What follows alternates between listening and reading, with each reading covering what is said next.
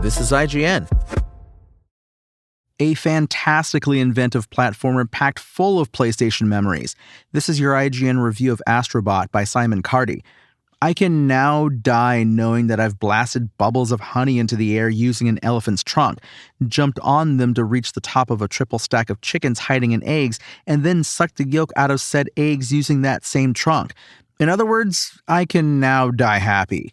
For 30 years, Sony has given us a vast library of top-quality PlayStation games, but there's never been a mascot platformer among them to rival the heights that Nintendo's Mario regularly reaches. Crash Bandicoot tried, Jak and Daxter had a decent run, even Knack had a go, bless him. Now, though, a true contender has arrived. Packed with dozens of colorful levels and experimental abilities, Astro's latest outing thrusts him onto center stage, joined by a supporting cast of PlayStation's past heroes to provide hours of pure joy. Bursting to the seams with charm, Astro Bot is an inventive, nostalgia-fueled platformer of the highest order. If 2020's Astro's Playroom was like a museum, albeit one with fun playable exhibits, Astro Bot is like a theme park, throwing a new thrill at you around every corner and after every double-jumped gap. It doesn't always deliver the bonkers creativity that drives the likes of Super Mario Galaxy and Odyssey, but that's hardly damning criticism when swings of that size are rarely taken outside of Nintendo's walls. What developer Team Asobi has designed here, though, does successfully evoke the spirit of those great platformers by birthing novel stages full of visual flourish that never cross the line into becoming mere novelties. Astro Bot is a showcase for the DualSense's bells and whistles unlike anything since, well, Astro's Playroom at the PS5's launch. Triggers tighten in your fingers and rumbles are sent through your thumbs. Raindrops tickle your palms. I found my whole body involuntarily drifting from side to side as I guided Astro's ship with the motion controls. I'd also recommend turning your controller speaker volume up if, like me, you have it muted by default. You'll be missing out on some fantastic audio flourishes otherwise. And while there's nothing to quite rival the GPU earworm of 4 years ago, despite the best efforts of a giant singing tree, the music is a consistent delight throughout. That soundtrack scores levels that seem simple at first, but soon unfurl themselves to reveal tantalizing depths and secrets. Most are fairly linear, but some go the extra mile and are enjoyably naughty, providing sandbox-like areas to hunt for collectibles in.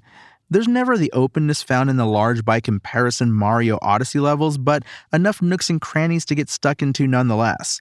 There are even whole extra levels to find within levels, with warp points hidden like buried treasure that jet you off to new locations in the Lost Galaxy.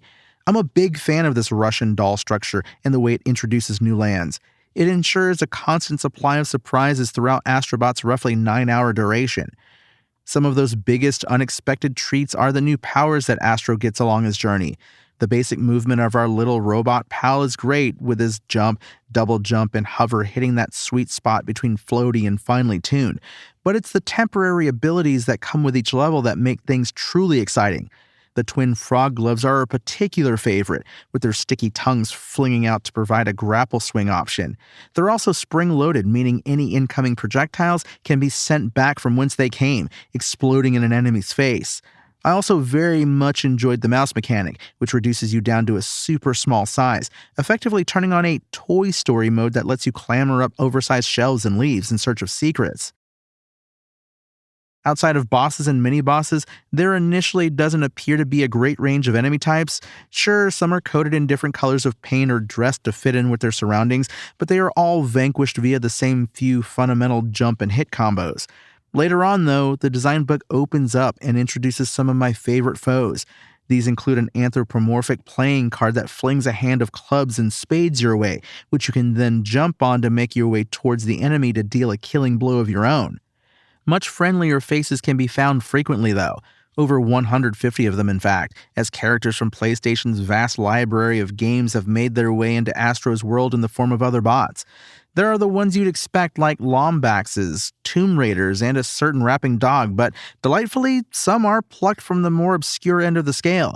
Mr. Mosquito, here's looking at you, kid. You'll never know where you'll find them either. For example, you'll rescue everyone's favorite tactical espionage action hero from the unfamiliar surroundings of Creamy Canyon, a desert-based land dressed in sprinkles that's a far cry from the steel and snow of Shadow Moses. It's light touches of irony and slapstick humor like this that keep Astro's playful tone going throughout. It really is just a delight from start to finish in this regard. It's clear from the very first frame of Astro Bot just how much love and reverence Team Asobi has for the history of Sony's consoles and their library of games.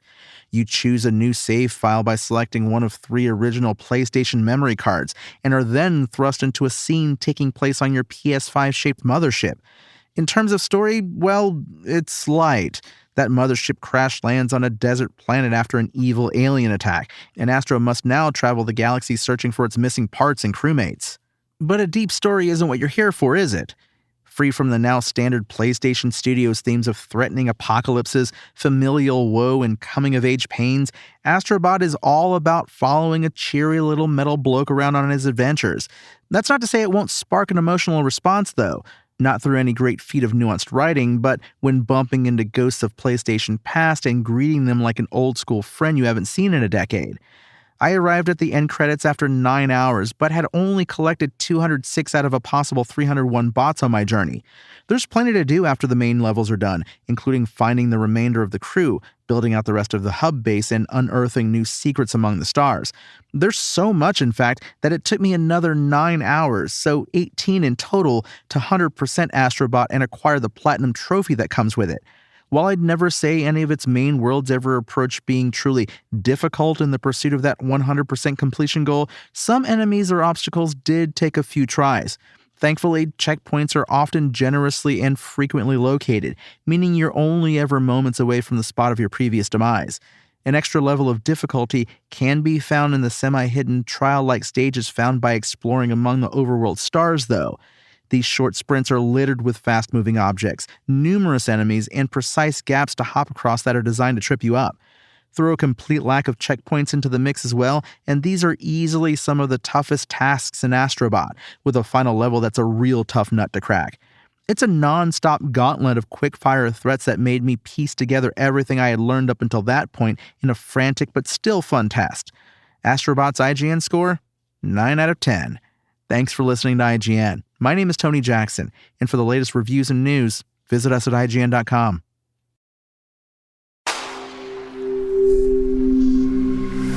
Spoken Layer.